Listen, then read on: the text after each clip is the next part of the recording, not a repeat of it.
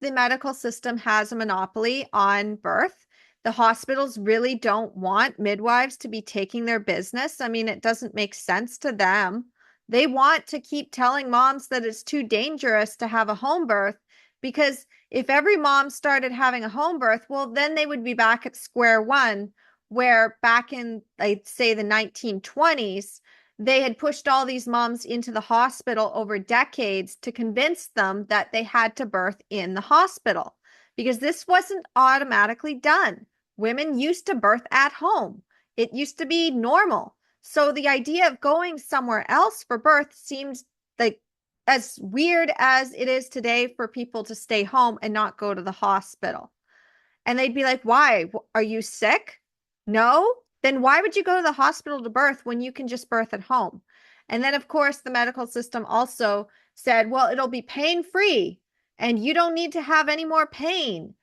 And because they had been basically vilifying the midwives and saying that they were uneducated and there was a whole big witch hunt, reclaiming childbirth as a rite of passage goes into this at a greater detail. You can also kind of see it in Call the Midwife, where they were slowly starting to push women into the maternity care hospital instead of having the babies at home. And by about the 1960s, 1970s, most babies were born in the hospital. And it's only been in the last few decades that we've really started to push back against that because of the trauma that we've experienced.